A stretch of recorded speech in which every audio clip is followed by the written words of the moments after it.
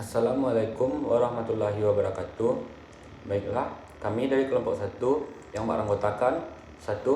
Adrian Nanda, BP 20101155110001. Kedua, Vika Wahyuni dengan BP 20101155110015. Yang ketiga, Russell Casanova, BP 20101155110030. Yang keempat, M. Arif Alfarizi, BP 20101155110042. Baiklah, pada pembahasan kali ini kami akan membahas karakteristik dan lingkungan sektor publik. Untuk pembacaan pertama akan dibacakan oleh Vika Wahyuni, kedua Russell Casanova, ketiga M. Arif Alfarizi. Assalamualaikum warahmatullahi wabarakatuh. Perkenalkan, nama saya Vika Wahyuni, BP 20101155110015. Saya dari kelompok 1. Baiklah, saya akan menjelaskan pengertian dan ruang lingkup akuntansi sektor publik. Akuntansi sektor publik memiliki kaitan yang erat dengan penerapan dan perilaku akuntansi pada dominan publik. Dominan publik sendiri memiliki wilayah yang lebih luas dan kompleks dibandingkan dengan sektor swasta. Keluasan wilayah publik tidak hanya disebabkan luasnya jenis dan bentuk organisasi yang berada di dalamnya, akan tetapi juga karena kompleksnya lingkungan yang mempengaruhi lembaga-lembaga publik tersebut. Secara kelembagaan, dominan publik antara lain badan-badan pemerintah atau pusat dan daerah, BUMN dan BUMD, yayasan, organisasi politik, LSM, universitas, dan organisasi nirlaba lainnya. Istilah sektor publik sendiri memiliki pengertian yang bermacam-macam. Dari sudut pandang ilmu ekonomi, sektor publik dapat memahami sebagai suatu entitas yang aktivitasnya berhubungan dengan usaha untuk menghasilkan barang dan pelayanan publik dalam memenuhi kebutuhan dan hak publik. Beberapa tugas dan fungsi publik dapat juga dilakukan oleh sektor swasta, misalnya layanan komunikasi, penarikan pajak, pendidikan, transportasi publik, dan sebagainya. Adapun beberapa tugas sektor publik yang tidak bisa digantikan oleh sektor swasta, misalnya fungsi birokrasi pemerintah. Sebagai konsekuensinya, akuntansi sektor publik dalam beberapa hal berbeda dengan akuntansi sektor swasta. Baiklah, selanjutnya saya akan menjelaskan mengenai sifat dan karakteristik akuntansi sektor publik. Akuntansi merupakan suatu aktivitas yang memiliki tujuan untuk mencapai hasil tertentu, dan hasil tersebut harus memiliki manfaat. Dalam beberapa hal, akuntansi sektor publik memiliki perbedaan dengan akuntansi sektor swasta. Perbedaan sifat dan karakteristik akuntansi tersebut disebabkan karena adanya perbedaan lingkungan yang mempengaruhi. Komponen lingkungan yang mempengaruhi organisasi sektor publik meliputi 1. Faktor ekonomi, meliputi antara lain pertumbuhan ekonomi, tingkat inflasi, tenaga kerja, nilai tukar mata uang, infrastruktur, pertumbuhan pendapatan per kapita atau GNP atau GDP. Yang kedua, faktor politik, meliputi antara lain hubungan negara dan masyarakat, legitimasi pemerintah, tipe rezim yang berkuasa, ideologi negara, elit politik dan massa, jaringan internasional dan kelembagaan. Yang ketiga, faktor kultural, meliputi antara lain keragaman suku, ras, agama, bahasa, dan budaya, sistem nilai di masyarakat, historis, sosiologi masyarakat, karakteristik masyarakat, tingkat pendidikan. Yang keempat, faktor demografi, meliputi antara lain pertumbuhan penduduk, struktur usia penduduk, migrasi, dan tingkat kesehatan. Baiklah, untuk yang selanjutnya akan dijelaskan oleh Russell Casanova. Assalamualaikum warahmatullahi wabarakatuh. Perkenalkan, nama saya Russell Casanova, nomor BP 20/0030. Baiklah, saya akan melanjutkan materi selanjutnya. Konsep pengelolaan organisasi sektor publik. Tuntutan baru muncul agar organisasi sektor publik memperhatikan value of money dalam menjalankan aktivitasnya, di mana Value of money merupakan konsep pengelolaan organisasi sektor publik yang mendasar pada 3 elemen utama, yaitu 1. Ekonomi atau ekonomis, yaitu pemerolehan input dengan kualitas tertentu pada harga yang terendah. Yang kedua, efisiensi. Efisiensi adalah pencapaian output yang maksimum dengan input tertentu atau penggunaan input yang terendah untuk mencapai output tertentu. Yang ketiga, efektivitas. Efektivitas adalah tingkat pencapaian hasil program dengan target yang ditetapkan atau perbandingan outcome dengan output.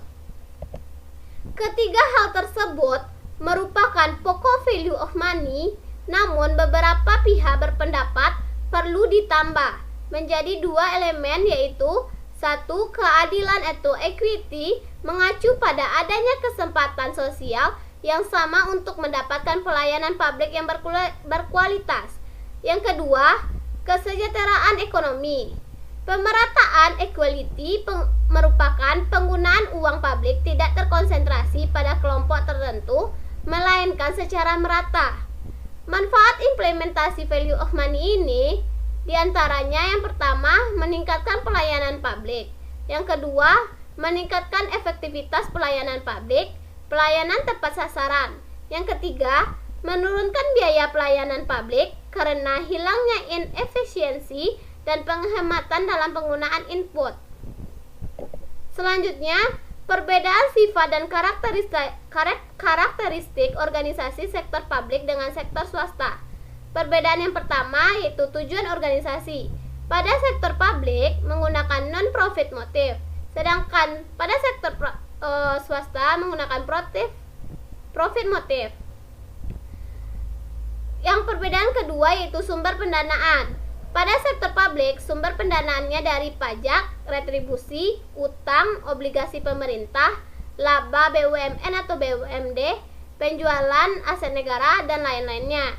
Pada sektor swasta, pembiayaan internalnya terdiri atas modal sendiri laba ditahan, penjualan aktiva, dan pembiayaan eksternalnya terdiri dari utang bank, obligasi, penerbitan saham. Selanjutnya pada perbedaan ketiga yaitu pertanggungjawaban. Pertanggungjawaban di sektor publik kepada masyarakat publik dan parlemen diantaranya DPR dan MPR. Pada sektor swasta, pertanggungjawaban kepada pemegang saham dan kreditor. Perbedaan yang keempat yaitu struktur organisasi. Pada sektor publik menggunakan birokratis kaku dan hierarkis. Sedangkan pada sektor swasta yaitu fleksibel, datar, piramid, lintas fungsional, dan lain-lainnya. Perbedaan yang kelima yaitu karakteristik anggaran. Pada sektor publik, karakteristik anggarannya terbuka untuk umum, sedangkan sektor swasta tertutup untuk publik. Perbedaan yang keenam yaitu sistem akuntansinya. Pada sektor publik, cash accounting, pada sektor swasta, accrual accounting. Selain itu, persamaan sektor publik dan sektor swasta diantaranya yang pertama, kedua sektor merupakan bagian integral dari sistem ekonomi di suatu negara dan menggunakan sumber daya yang sama untuk mencapai tujuan organisasi. Yang kedua, keduanya menghadapi masalah yang sama yaitu kelangkaan sumber daya sehingga dituntut untuk menggunakan sumber daya organisasi secara ekonomis, efisiensi, dan efektif. Yang ketiga, proses pengendalian manajemen termasuk manajemen keuangan pada dasarnya sama di kedua sektor. Sama-sama membutuhkan informasi yang handal dan relevan. Yang keempat, kedua sektor terikat pada peraturan perundang-undangan dan ketentuan hukum lain yang diisyaratkan. Selanjutnya, tujuan dari akuntansi sektor publik yaitu American Accountant Association 1970 dalam Glenn 1993 menyatakan bahwa tujuan akuntansi pada organisasi sektor publik adalah untuk yang pertama, memberikan informasi yang diperlukan untuk mengelola secara tepat, efisien, dan ekonomis atas suatu operasi dan alokasi sumber daya yang dipercayakan kepada organisasi. Tujuan ini terkait dengan pengendalian manajemen Yang kedua, memberikan informasi yang memungkinkan bagi manajer untuk melaporkan pelaksanaan tanggung jawab, mengelola secara tepat dan efektif program dan penggunaan sumber daya yang menjadi wewenangnya, dan memungkinkan bagi pegawai pemerintah untuk melaporkan kepada publik atas hasil operasi pemerintah dan penggunaan dana publik.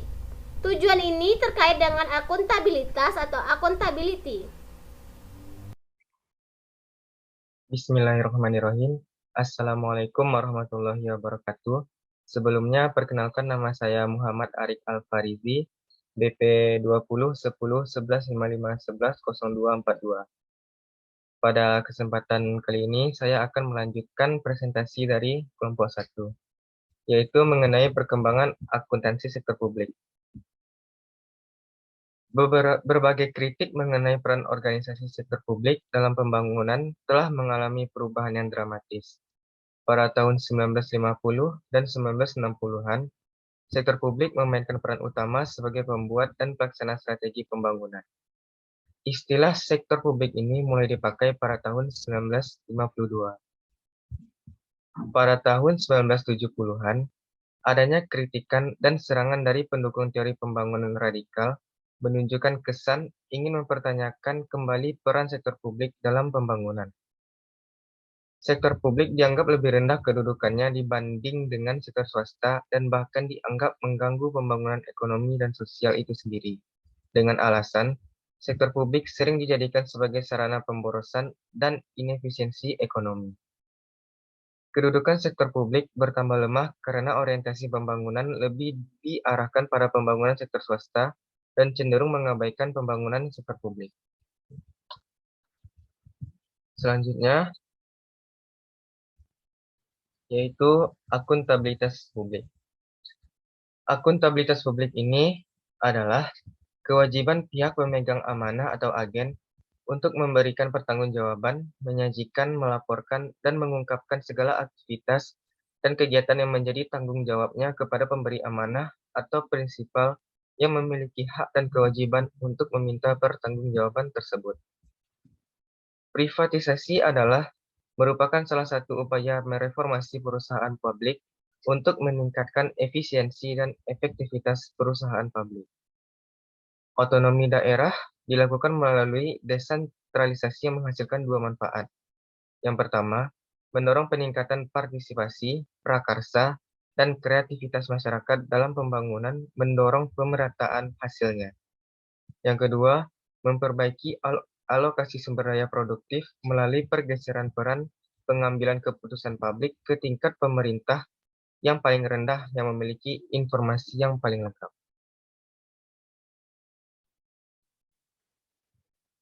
Selanjutnya, baru pada tahun 1980-an, reformasi sektor publik dilakukan di negara-negara industri maju sebagai jawaban atas berbagai kritikan yang ada. Berbagai perubahan dilakukan untuk memperbaiki kinerja sektor publik. Perlu diadopsi beberapa praktik dan teknik manajemen yang diterapkan di sektor swasta ke dalam sektor publik. Dengan adanya perubahan pada sektor publik ini, terjadi pula perubahan pada akuntansi sektor publik. Akuntansi sektor publik kemudian mengikuti dan menyesuaikan diri dengan perubahan-perubahan yang terjadi. Contohnya, pemerintah New Zealand yang dianggap paling maju dan sukses dalam menerapkan akuntansi berbasis akrual telah mengadopsi sistem akuntansi tersebut sejak tahun 1991 yang kemudian diikuti oleh Jepang, Italia, dan negara-negara Eropa lainnya. Meskipun di Italia sistem tersebut kurang efektif dan kurang sukses, tujuan memperkenalkan sistem akuntansi akrual adalah membantu meningkatkan transparansi dan memperbaiki efektivitas sektor publik. Kini muncul isu bahwa akuntansi sektor publik di negara berkembang mengalami kebangkrutan. Namun, hal tersebut dapat disangkal dengan negara-negara yang memiliki kepercayaan publik tinggi seperti Malaysia, Taiwan, Thailand, dan Korea Selatan. Selanjutnya yaitu akuntansi sektor publik dan good governance. Pengertian governance dapat diartikan sebagai cara mengelola urusan-urusan publik. Karakteristik good governance ini menurut UNDP yaitu ada 9. Yang pertama, participation merupakan keterlibatan masyarakat dalam pembuatan keputusan, baik secara langsung maupun tidak langsung, melalui lembaga perwakilan yang dapat menyalurkan aspirasinya. Yang kedua, rule of law, merupakan kerangka hukum yang adil dan dilaksanakan tanpa pandang bulu. 3. Transparansi dibangun atas dasar kebebasan memperoleh informasi.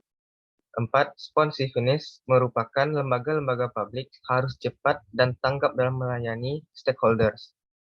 Yang kelima, consensus orientation berada pada kepentingan masyarakat yang lebih luas.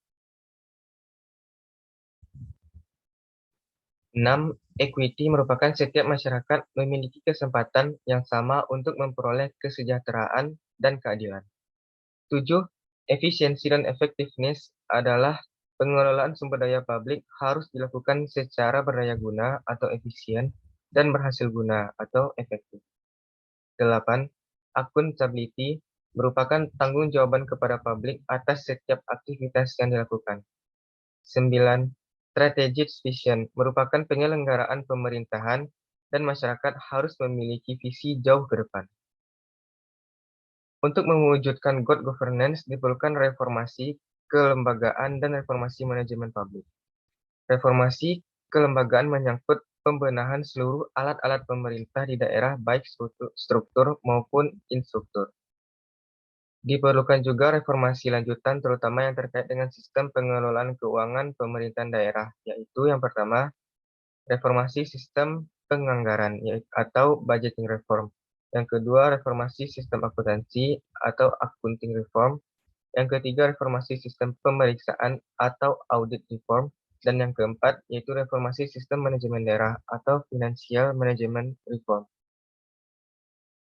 Baiklah, sekian yang dapat saya sampaikan. Mohon maaf apabila ada salah kata.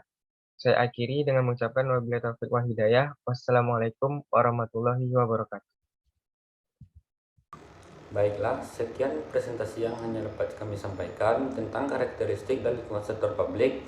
Kalau ada kata-kata yang salah mohon dimaafkan, serta ada penambahan dari pihak lain. Semoga bermanfaat bagi pembaca dan pendengar. Terima kasih. Assalamualaikum warahmatullahi wabarakatuh.